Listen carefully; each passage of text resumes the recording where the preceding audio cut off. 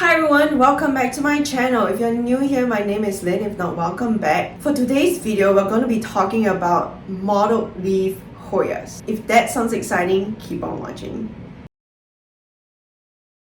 I'm filming so many of these videos all in one day because my schedule's about to get crazy. So you're gonna see me wearing the same exact clothes for like so many videos in the next couple of weeks. But sorry, let's get into the video. So mottled leaf Hoyas. I feel like mottled leaf Hoyas have been so popularized recently. Not just recently, in the last couple of years by Swiffer Hoyas. I'm gonna flash his Instagram on the screen right now. I think he breeds so many of these Hoyas, he ships out so many seedlings, I feel like he was the OG when it comes to all of these mottled leaf Hoyas. If I'm wrong, just comment down below and let me know. I am not always clued in on who created what and like all of those kind of things. I'm just not really always paying attention all of the time.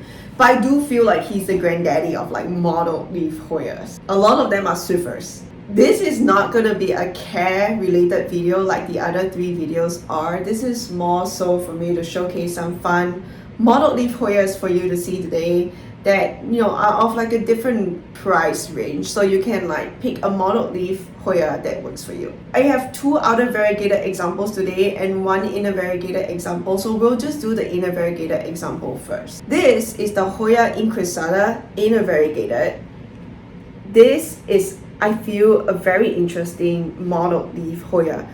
Again, mottled leaf might be a little bit of a stretch for this Hoya just because every single leaf is a little bit different. Some of them are striated, some of them are very mottled. Like this one has that mottling going on. This leaf over here also has like that nice mottling going on. And then up here definitely has that nice mottling going on. So this is like an inner variegated example of a mottled leaf Hoya.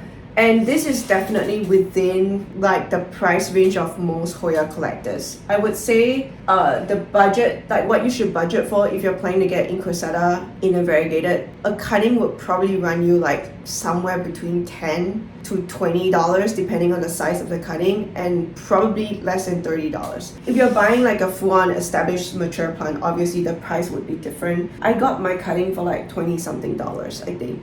And then, it's been a really, really nice fast grower. It's been very, very fun to grow out and modelly, which kind of was what I was looking for. This is a Hoya, however, that you want to give it like really bright indirect light to pull out that inner variegation. I do think it's very prone to reverting, but like, for example, like look at this leaf. It's almost fully green, but then the next leaf is mottled.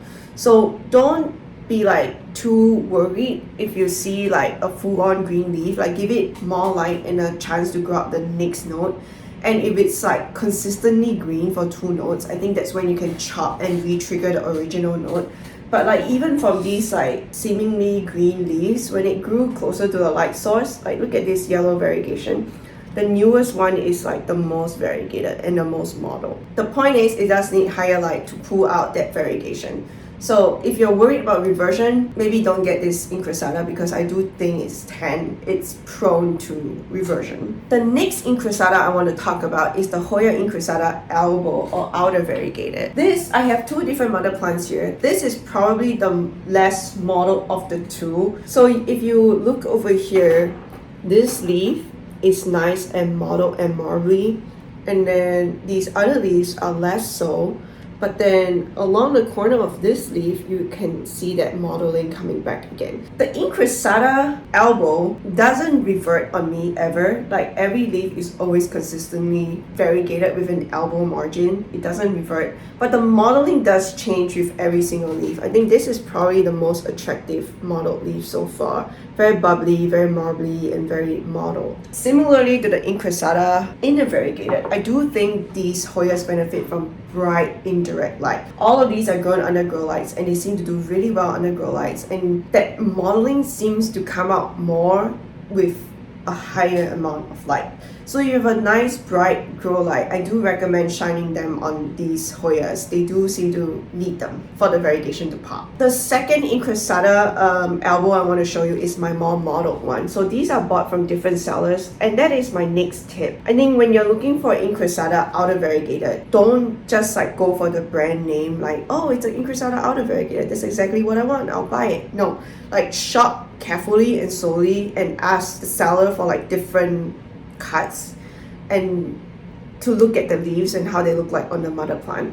So like this mother plant is a lot more mottled compared to the other mother plant. Can you see? So this is very mottled, this is very mottled, this is also very mottled, this brand new one is also very mottled, same as this one.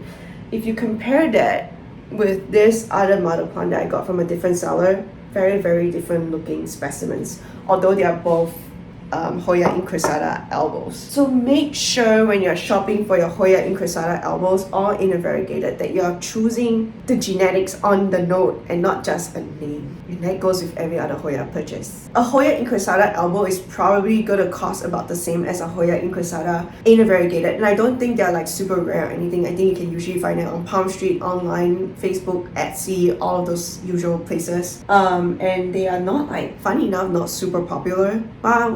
I guess not funny enough. I guess I can understand why they're not super popular, but I do think they're like a really interesting mottled leaf species to collect. And relatively like chill. All of my incrassatas are growing in loose chunky soil mix. I have, oh no, that's not true. The two elbows are growing in the loose chunky soil mix, and the inner variegated is growing in a cup of leca. So they do grow really well both ways, so you do have options. So those are the cheaper mottled leaf options I wanted to talk about today, and this is the more expensive one. This is a Hoya crocodile. Very beautiful variegation, similar mottled leaf look. Again, if you cannot afford a Hoya crocodile, I honestly think the incrassata elbow is beautiful.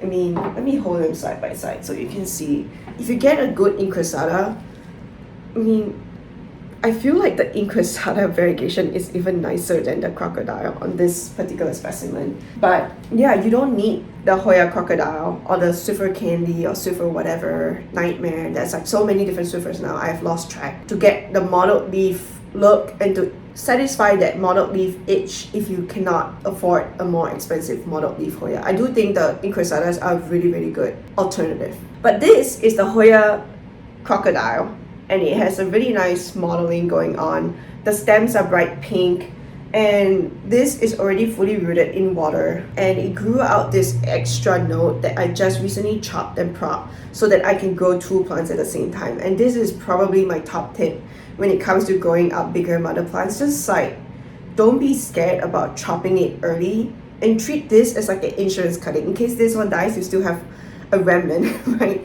But if you can grow them both out at the same time, you're gonna get a much bigger mother plant faster in the same amount of time. And that brings me to the end of today's video. This is a pretty fast, no BS, short and sweet video, but I wanted to talk about the mottled leaf varieties just because they're always so popular and so sought after on Instagram, on Facebook, on YouTube, everywhere, and they're so expensive. I wanted to show you some cheaper alternatives and hold them up side by side so you can see what they look like.